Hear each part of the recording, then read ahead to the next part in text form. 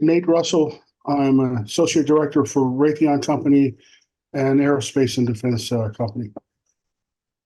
Perfect. Thank you, Nate. I'll let the rest of the judges introduce yourselves. Kevin?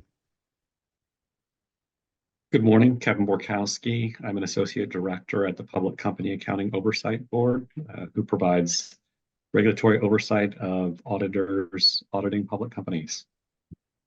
Thanks. Marianne? Hi, I'm Marianne Aguilar.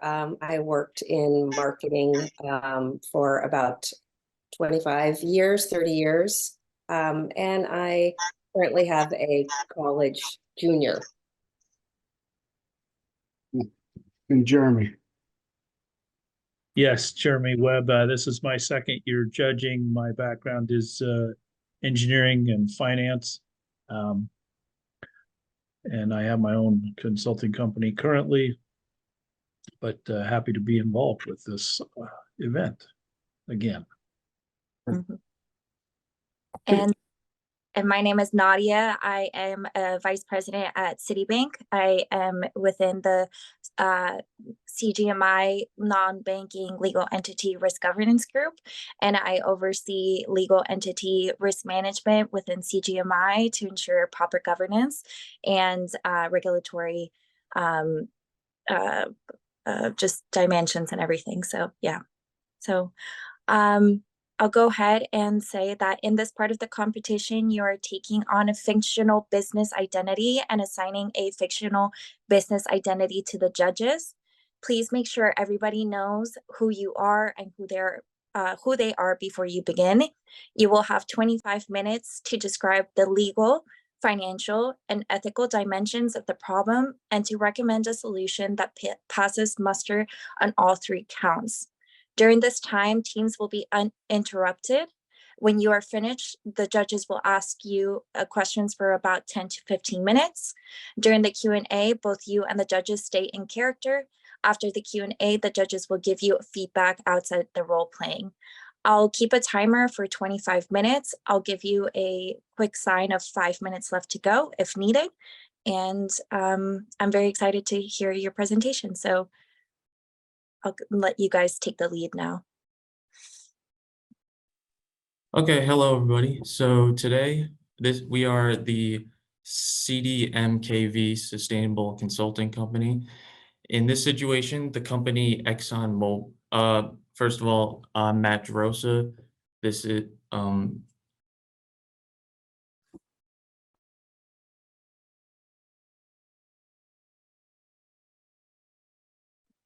I'm Cole Pasnick. Hi, Tom Head. And today we plan on presenting you our solution.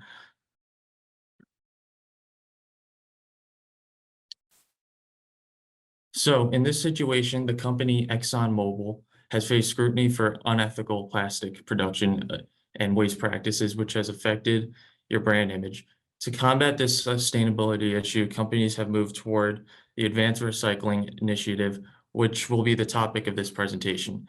However, we as members of CDMKV Consulting would recommend staying away from this move, as it is not a beneficial tactic to your company.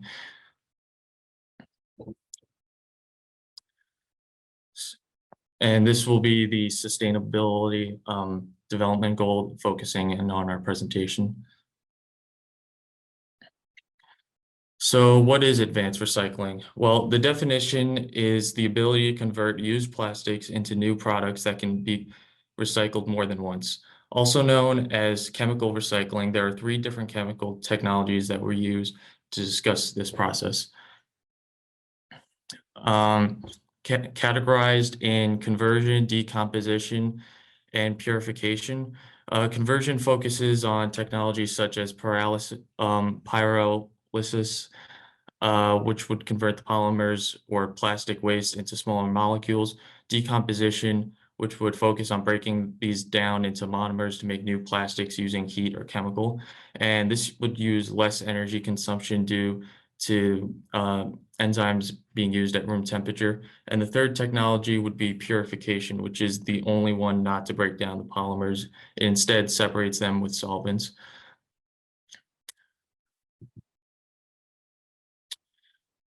So one of the major financial issues that we'll be talking about regarding this would be how advanced recycling, the startup costs and operating costs that go into it. Here are some alternatives that can be used instead of purchasing the equipment, which can be pretty costly.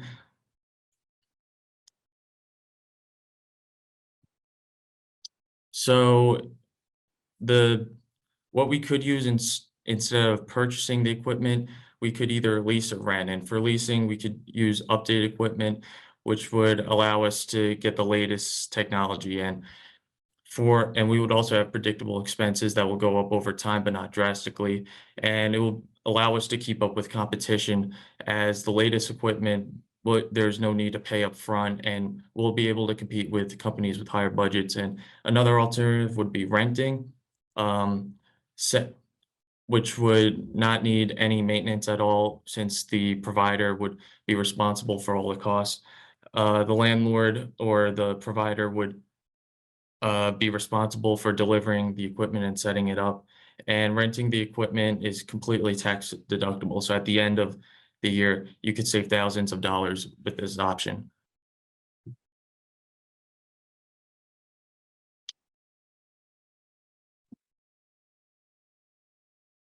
So looking into potential ways ExxonMobil could fund their sustainability efforts brings out a possibility in taking advantage of tax breaks available to companies who prioritize sustainability.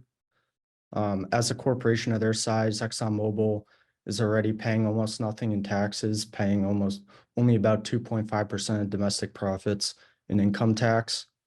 Investing into more recycling infrastructure, such as advanced recycling, can bring along even more tax cuts for the company, especially with new climate policies recently created by President Biden. As a corporation, ExxonMobil should absolutely take advantage of these opportunities offered by the government as part of a new class of tax breaks called clean tax cuts.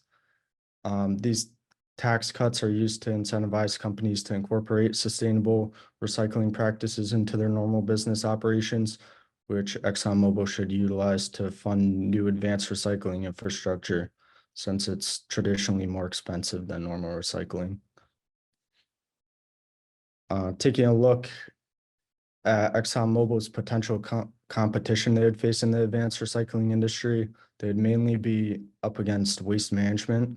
Waste Management has recently begun rolling out their own advanced recycling practices into their facilities, and they've faced kind of some similar scrutiny that Exxon has in being a villain of the impending climate crisis.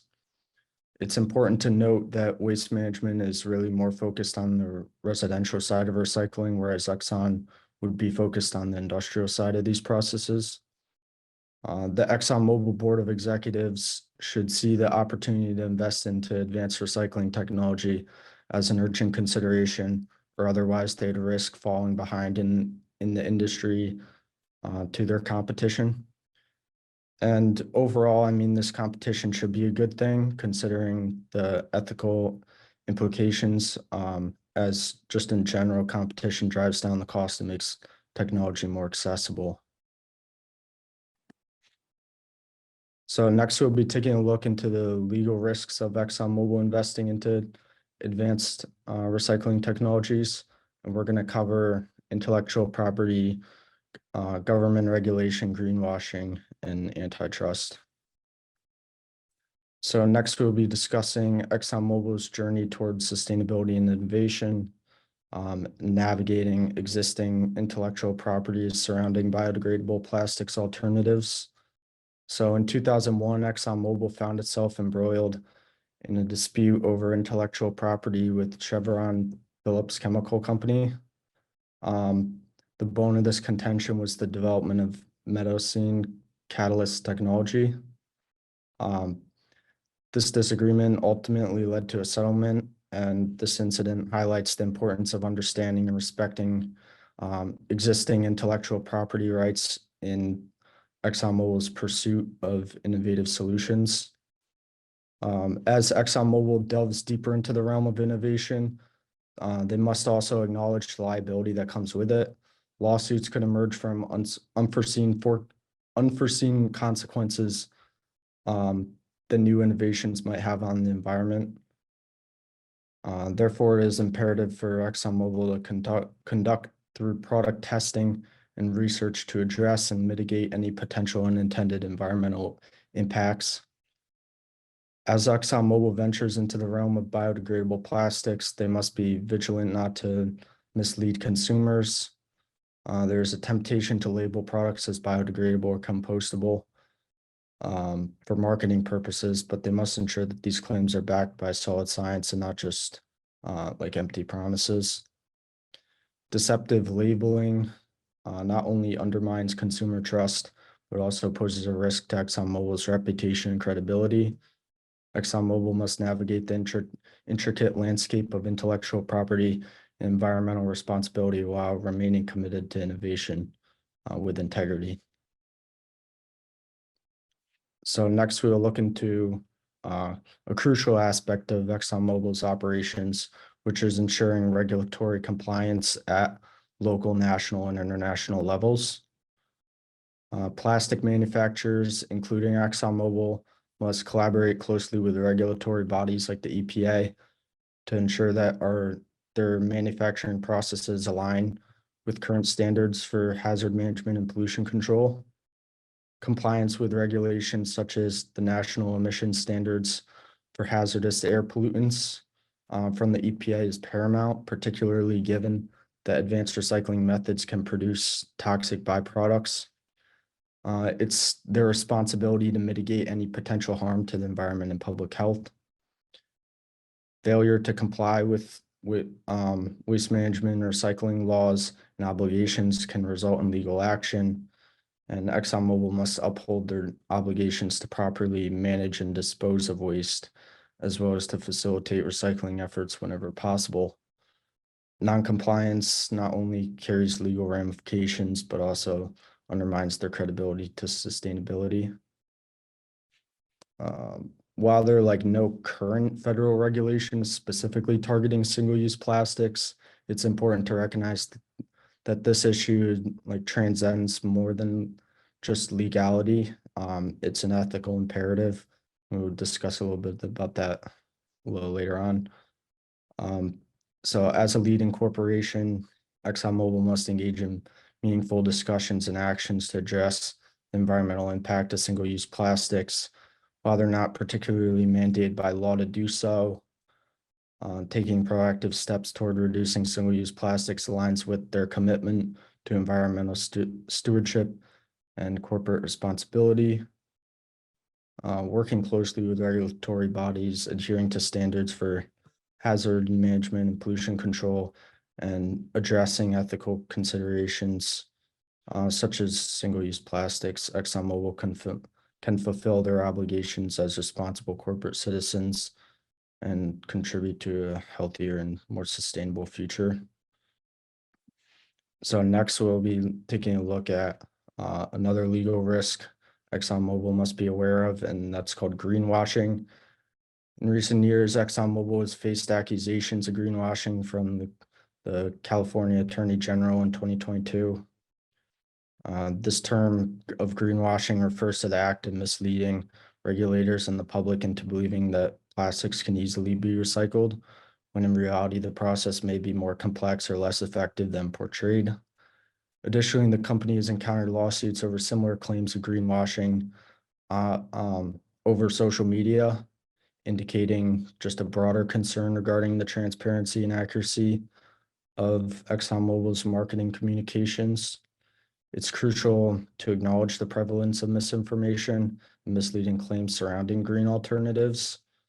And as a responsible corporate entity, ExxonMobil has the duty to ensure that their advertising and market materials are truthful, transparent, and actually grounded in scientific evidence. Misleading the public will not only erode trust, but It undermines their commitment to sustainability and environmental stewardship.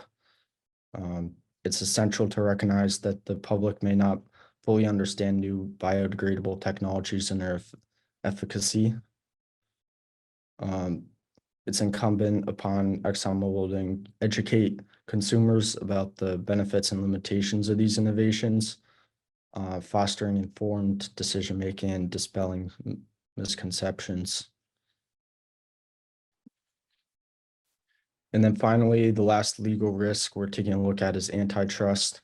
In 1999, Exxon faced significant scrutiny following its acquisition of the Mobil Corporation. The FTC alleged that the merger would harm competition in the gasoline refining industry, prompting an investigation. ExxonMobil was compelled to reach a settlement, which involved divesting certain assets initially included in the deal.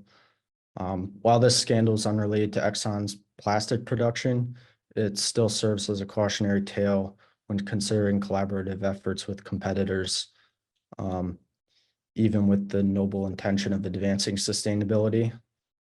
It's essential to recognize that any collaboration with competitors, regardless of the motive, must be approached with caution. A scandal of similar magnitude could potentially arise from antitrust violations, posing significant legal and reputational risks for ExxonMobil. Even with the best intentions, engaging in anti-competitive behavior can have severe consequences, which further undermines their commitment to ethical business practices.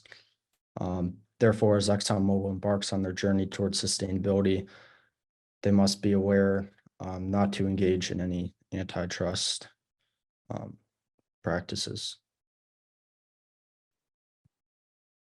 Moving on to ethical issues.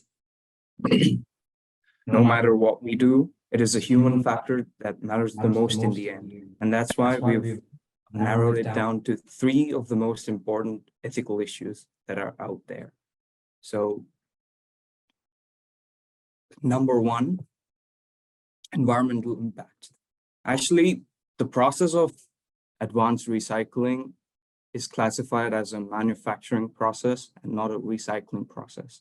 And this is due to the fact that it generates more waste, toxic waste to be specific, than it is justifiable to the amount of plastic it promises to replace. So this plastic is then converted into fossil fuels that are low grade in composition. And this often results in a lot of toxic gases and also fuels climate change, the one that it aims to solve in the first place. Moving on to ethical issue 2. It is misleading the consumer and greenwashing them, as my colleague previously said, greenwashing them into making them believe that they're doing good for the environment. Well, that is not the case. It is far from the case, in fact. As discussed before, some of the critics argue that it's funny math because it's not recycling that they're doing, it is manufacturing of these low-grade fossil fuels once again. And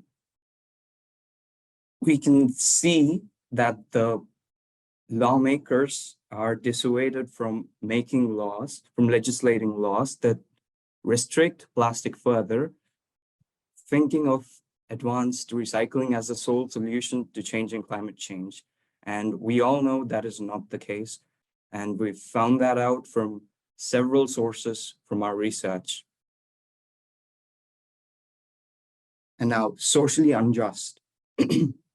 Coming back to the human factor again, in several of the scientifically documented studies, there has been a clear marginalization of communities disproportionately by the negative consequences of plastic pollution.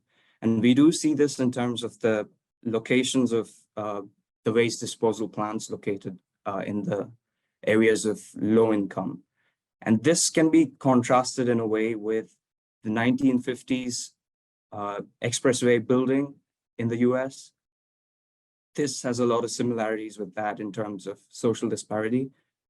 some of the burden also falls on our client, ExxonMobil, as a major actor in the industry. And this also, unfortunately, contradicts the company's statement of fueling world safety and responsibility when this is clearly not socially a responsible thing.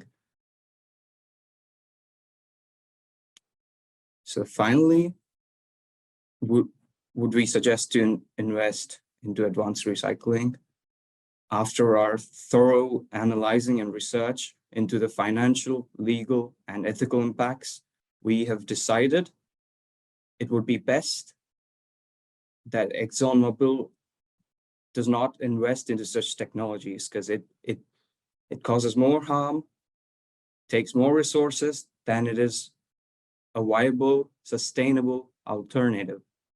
And advanced recycling is also not environmentally friendly, not accomplishing the goal, and contradicts UN Sustainable Goal number 12.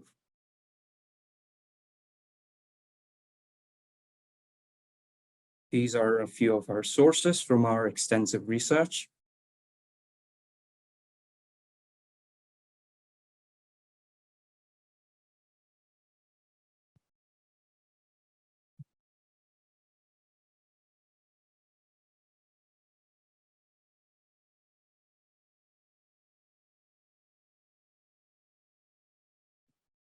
Thank you.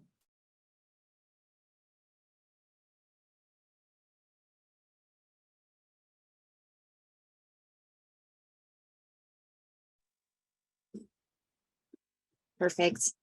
Thank you very much for your presentation. I'll start off with the questions. As ExxonMobil, we are committed, well, we want to drive change as we drive in the future. And I think this initiative is persuasive.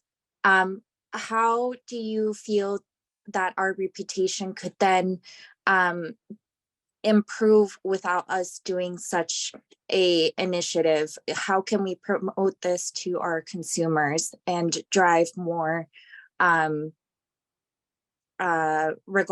positive regard to our company?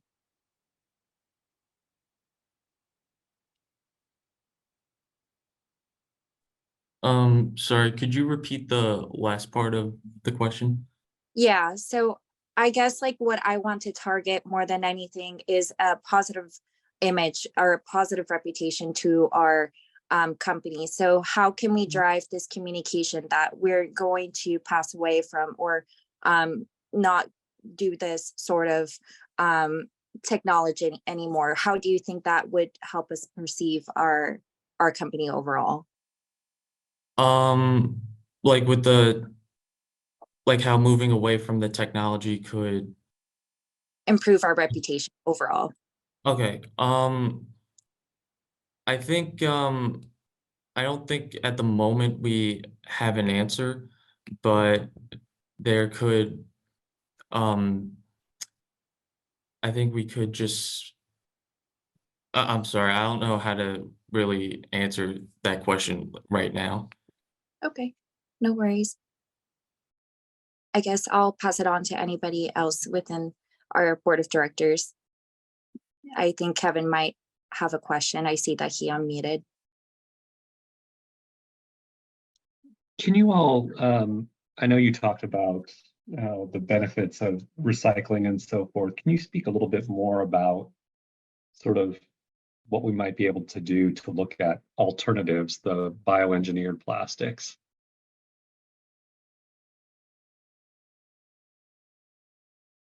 We know bioengineering is a big thing. It's currently under heavy research in multiple places across the globe.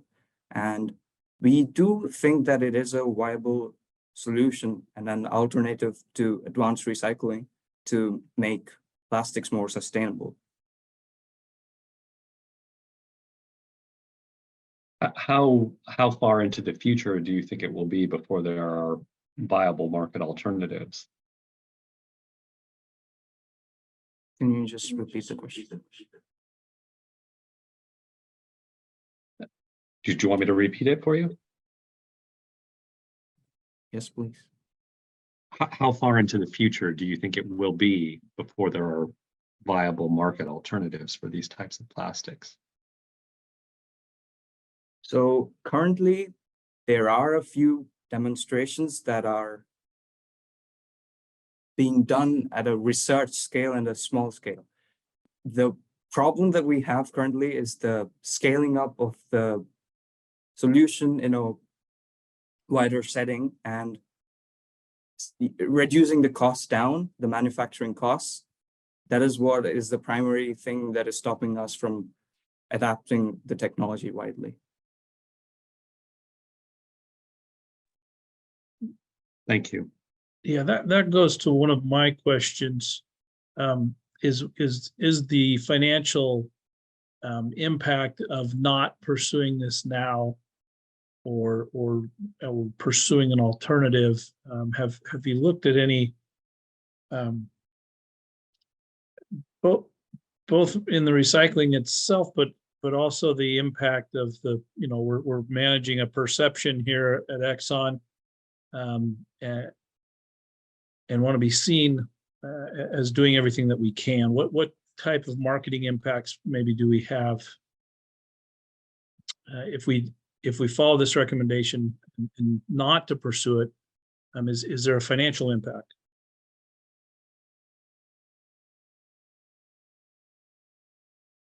So to not pursue the technology from, Yeah, you've recommended that we not. Is there a financial impact to that? I mean, we would be saving a lot more in our investments, because it's obviously with some of these technologies aren't exactly mature yet. So there would be a risk. Oh, sorry. Yeah, I just wonder if we would be missing an opportunity because we don't know the future, or if there's a benefit to following the recommendation and holding off. Yeah, so with some of these not exactly mature yet, it wouldn't be, I guess, the smart move to pursue using these technologies, especially since a lot of there's many companies in this, I guess, with the same kind of sustainability goal that we're presenting today. It'd just be a high investment. Yeah, I think the essence of my question is, are we giving up market share to waste management in a future profitable industry? Oh, at this moment, no. Thank you. So I appreciate that, and I'll take Jeremy's reasoning to the next level. What's the financial impact of Exxon doing this? What's the financial benefit of it? I think I understand the ethical and social reasons why we should do it. It's a good thing to do. But how does this impact the bottom line? Does it benefit us at all? Sorry. Like, is there any clear benefits for financially? Correct. I guess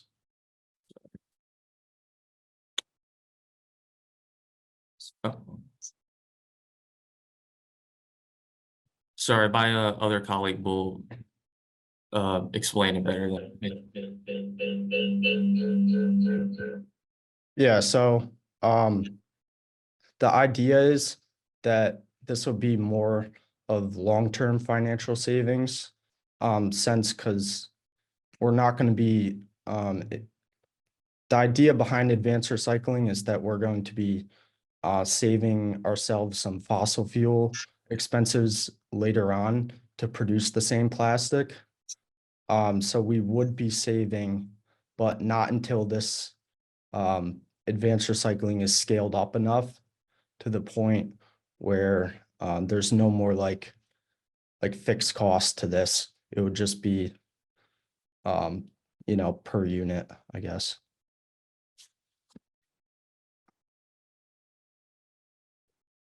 Okay, thank you.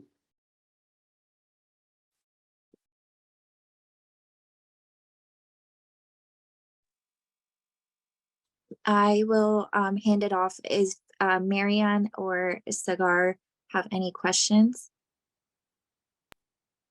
I would just go ahead and say that I'm a little bit, if I'm understanding correctly, you guys have provided us with a lot of information, and it's a hefty topic with a lot of information.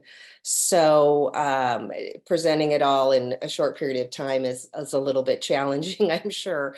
But if I'm understanding it correctly, you've represented the, financial issues to us as board members, the ethical issues to us as board members, the legal issues as board members. You've talked about the current technologies, which are actually not great. And you've identified that future technologies are being developed in terms of bio-friendly plastic situations. But I guess what I'm wondering is kind of where do we go from here, or what do you suggest the board look at or research, or will you be following up with us with recommendations so that we have like an action plan or something in place, so we know as ExxonMobil board members, we know we're headed in the right direction with the company and helping to lead the company in an ethically sound way.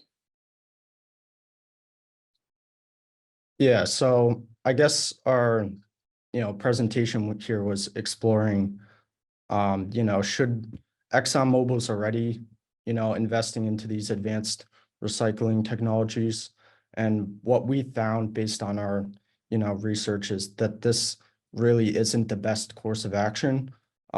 Realistically, we think Exxon should more, instead of focusing on the recycling side of plastic production, we should really be focusing on like the manufacturing side and making, single-use plastics that can, will be more biodegradable and kind of break down better into the environment. So I guess the answer is we'd be, devoting more research and development into, the manufacturing side rather than like the recycling of the resources. Okay, got it. And, great insights. Loved your presentation. Just a follow-up question to Marian's question would be having a slide that shows projected cost benefit analysis, comparing the advanced recycling of production of virgin plastic to the new plastic or the new material. At what scale does it become financially viable for ExxonMobil? And are we targeting any specific industries or product upfront? What's the lineup? How do we penetrate into the market?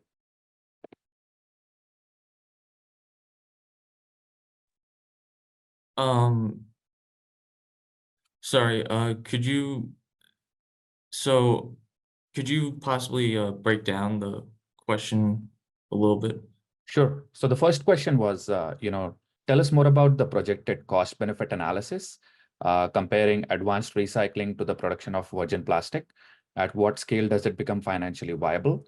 And the second question was, what industries or products are we specifically targeting? What's the market entry plan? Okay, so for the first question regarding virgin plastics, correct? Okay. Yeah, we're still unsure about that part. And for, I guess the second part would regard who we're marketing to in terms of, is that correct? Yeah. or, okay, like,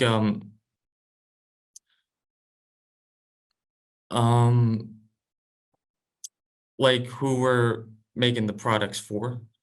Yes. Exactly.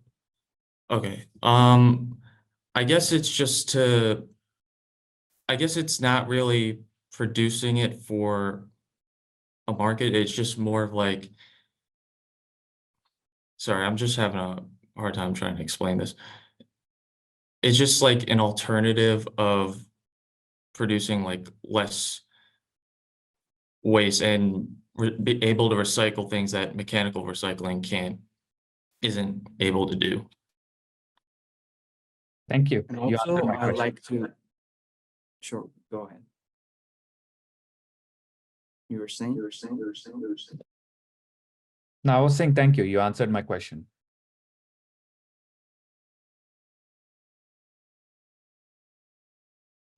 Krishna, would you like to share your idea or your comment as well? Yeah, sorry. So I'd like to add on to my colleague. So currently, the recycling that we're doing is not sustainable in a sense of scale, because the amount that we recycle is less than, I believe, less than 20%. I should consult my source. It should be less than 20%, the total that is recycled in the end. And I don't think that is viable in the long run. So in the short term, it would be good to invest in the process of advanced recycling. But in the long term, I would suggest investing in more research into biodegradable plastics. I think that is the way to go forward in the future.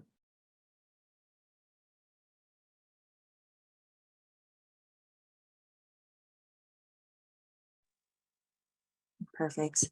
Well, thank you very much. I will give it, Marianne, do you have a comment? I did just want to make the comment that I feel as though at the end with some of our questions, I have a clearer picture of the scope of what you guys were putting together in terms of the presentation, a little bit of what I think I was missing, and I might be jumping forward into another section here. But what I felt as though I was missing a little bit was sort of that overarching kind of executive summary, if you will, at the beginning to kind of give us an idea of what you guys are talking about, you know, how you're going to get there and how we're going to finish up. And so you have that kind of overview at the beginning before you kind of get into some of the details of the presentation. Because I felt when you wrapped up, I didn't walk away. I had a lot of gaps in understanding of what you guys were looking to do, I guess. And that's where I think some of our questions were coming from. So I think, and I recognize it's a lot of information to get forward in a short amount of time. But I think that level of clarity would have been, you know, helpful in understanding the specifics of kind of how we were getting from A to B to C, if that makes any sense.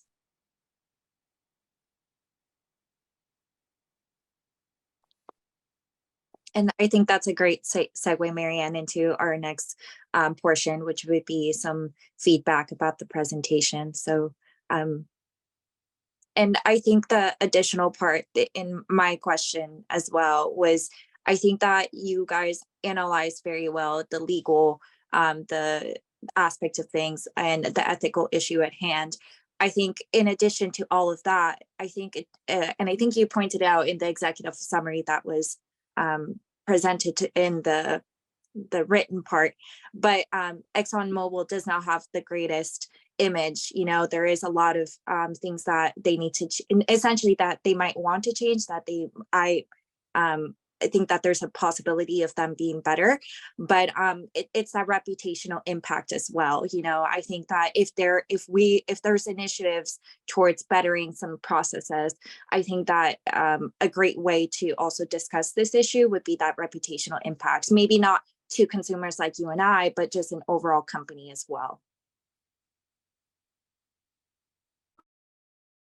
Yeah, I'll comment here. I think the conclusion at the end of short-term versus long-term investment would have been a helpful framework for your presentation.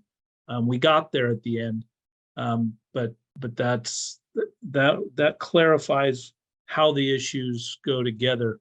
And I think most of the challenges that we're talking about here are presentation and style as opposed to content, because I think this is an extremely complex issue, and you did a good job with the nuances by the time we were done, but it was, to Mary Ann's point, a bit difficult to follow that framework in the presentation itself. Yeah, first I want to say thanks. I want to say overall good presentation, a really tough topic, a lot of information going on. And you guys are missing 2 of your team members, and that probably added a little to some of the translation, I guess. I will say that Mary Ann talked about some type of executive summary when pitching, an executive summary, kind of bottom line up front. I believe Exxon knows that they have a reputation issue and they've got a big problem, and kind of executive summary up front, what we're going to tackle. And then, like Jeremy said at the end, kind of how we're going to get there, long-term, short-term, long-term, and kind of going through, executives, they definitely want to know what's in it for me, what's the bottom line, and showing how long it's going to take them and what's going to cost and what the future outlook is would have been really helpful. But again, good presentation, a lot of information to digest. This was tough topic, but I appreciate it. It's an excellent ethical issue, and one that we certainly should continue to have more discussion around, whether it's specific to ExxonMobil or not. I'm grateful that we get to participate in this event specifically. Yes, maybe just one other piece of feedback. I thank the judges for their other feedback, but I think one of the things that you did well is when you didn't know the answer, you kind of just owned up to that. And I think that's a great thing to do in life and in business. If you don't know, you say, I don't know, and you go find out, I'll get you the answer. So good strategy when you're in a difficult spot.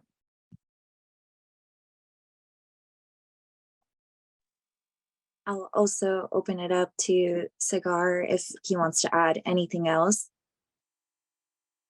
I think you guys did great. I really enjoyed the slides. They were pretty concise. You had the focus on your solution. One thing I'd recommend is having some data-driven numbers, utilizing stats, to support the claims can definitely benefit. But you had a clear SDG alignment. You mentioned SDG goal 12. And adding a couple of slides on feasibility, to provide a detailed plan on how ExxonMobil could realistically transition to advanced recycling. Maybe going one layer deep about the technologies, required infrastructure changes and potential partnerships would help. But overall, solid presentation. And Jeffrey, I see that you're also on the line. Not sure if you want to add.